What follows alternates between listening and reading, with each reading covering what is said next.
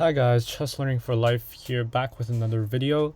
Today I want to share with you guys a very classical game from 1900 between Pillsbury and George Markle. And I think you guys would be familiar with the Pillsbury if you guys play some chess, because later you'll find out a very common idea called the Pillsbury attack, played by Pillsbury himself. So let's see the game. This game started off with a very standard Queen's Gambit. Here b6, going for the fianchetto of the bishop. Now here rook c1 could save a tempo because you're expecting takes and you can take back with the bishop in one move, but bishop d3 is not a bad move. Here bishop b7. Now I think a better move would be, because white already played bishop d3, right? So black would want to capture and make white lose a tempo, because the bishop has to use two moves to recapture the pawn.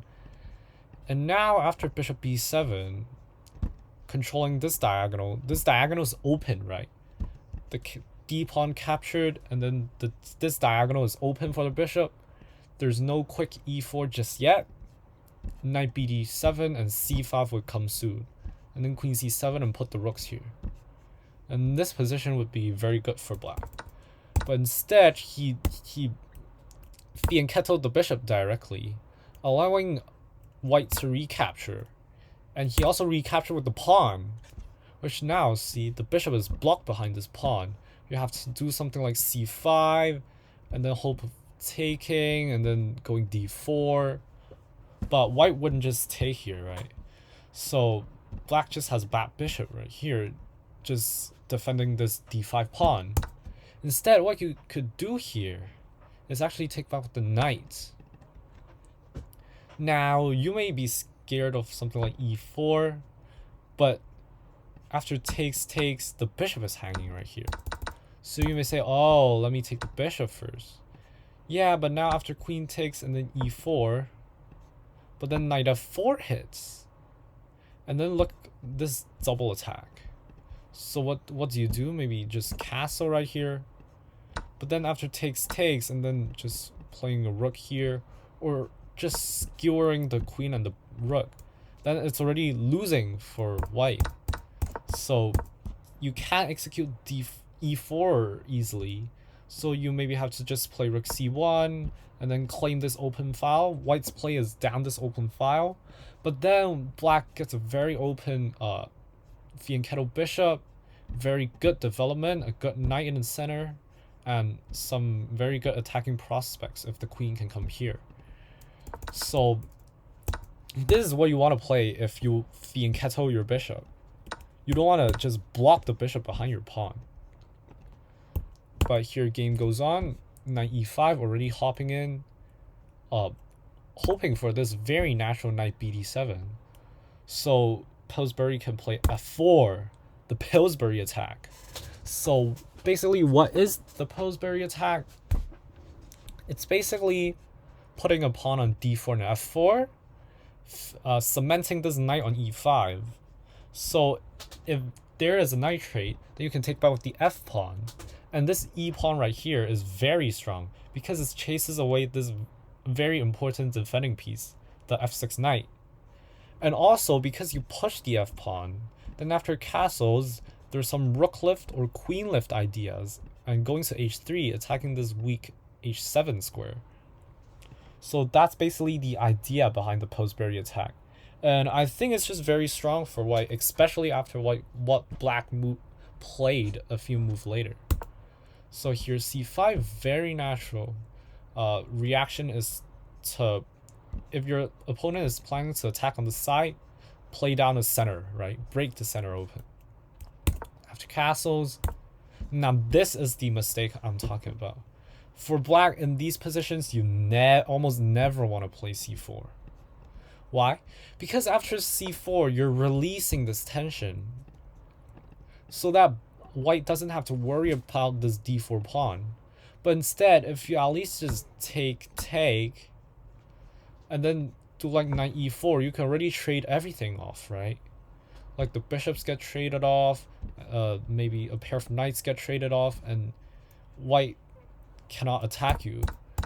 But after c4, you actually close the position. Now after bishop c2, you can't go knight here because there's just takes, bishop takes, and then queen a4. And then this pawn is lost. And yeah, you're just down a pawn. And if you take here, it makes matters even worse. Because now there's opened up file for the rooks to work with.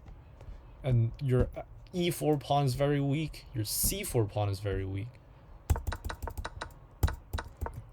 So releasing the tension in the center is not how black wants to play.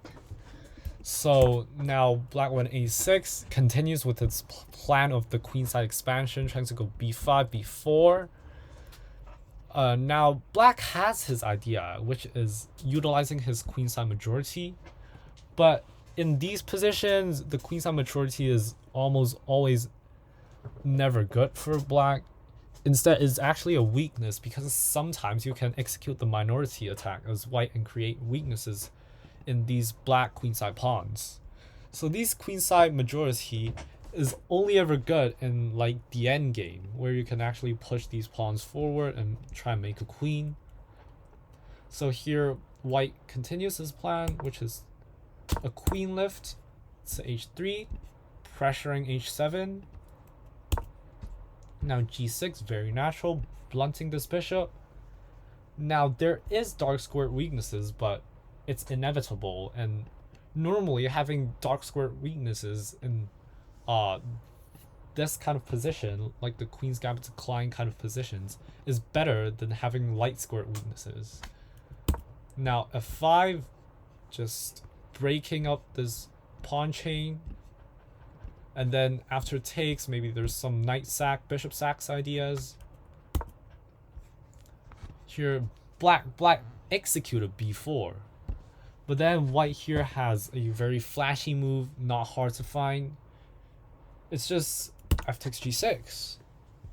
Now you can't take the knight because here it's white is threatening mate on h7, right?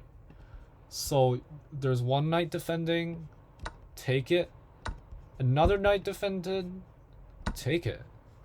And now he can't take back, and he must take with like either pawn. Let's say this pawn.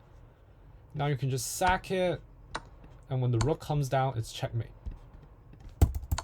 So basically, this pawn capture is kind of flashy, but black just has to recapture a pawn and can't take the knight. So now white has two good moves. Try finding one of them. Now the flashy one is actually the knight sack. So basically what this does is, after black moves the bishop away, I'll show you what happens if black doesn't move the bishop away. Just random move. So basically the threat here, as you can see, is just to eliminate the knight, and after rook captures, you free up the f8 square, but then this e7 bishop is blocking the king, and this is checkmate. So basically black's defending idea here is to move the bishop away, vacate the e7 square for the black king after the check, and if white insists on giving one more check, the king is actually safe on e6. So because the knight is attacked, you just have to move it away, and maybe move it to g3, f4, and just try continuing the attack by doubling the rooks up. And this is just a temporary piece sacrifice, which works because black's king is wide open, and I don't really see a way that you can add defense. The rook can come up to f7 to sack himself, but this won't help defending the black position. So this is the first idea. The second idea is what is played in the game, which is a more simple win, just queen h4. So what this move does is basically it creates a pin down this diagonal. So the knight can't move. Because if the knight moves, now d5 is blocked, e8 is blocked, you can't move anywhere, and if the knight moves, the bishop would be taken. And the queen is defending the bishop.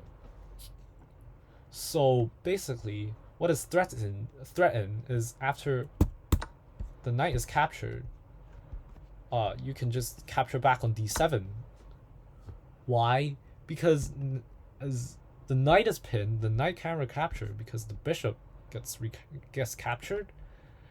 So now queen takes is kind of forced.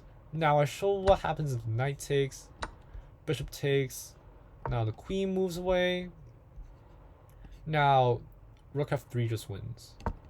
Because if you take here, rook covered by the king, so you don't need to be worried about some queen c3 and maybe take the bishop, take the rook stuff. You prevent the promotion. And now rook h3 and mate is just coming. And black would have to give up a lot of pieces to save mate, and it won't save black. So right here, queen takes, and just a very winning move here. Find the best move for white. So it is bishop. Nah, just kidding. It's rook takes knight. The rook. So the idea behind rook takes knight is black can't even recapture, because after bishop takes, then mate is just unstoppable right here. So here black's defensive idea is a5, try and bring the rook up to a6 to cover this weak g6 square. Now here there's the bishop sack does work, because after here king of 7 and then rook can come to f1 check. Now simpler, maybe you guys would see it, is to get these heavy pieces down the 7th rank, but then black can recapture, capture the bishop, we capture the queen. This is definitely winning, but yeah, well, I know. So yeah, here there is literally no counterplay, but I just think black still has a lot of pieces on the board, but white would be able to win here. Now computer gives a faster mate is just rook f1 check. If king takes, then queen h6 mate, right? So king will have to go back.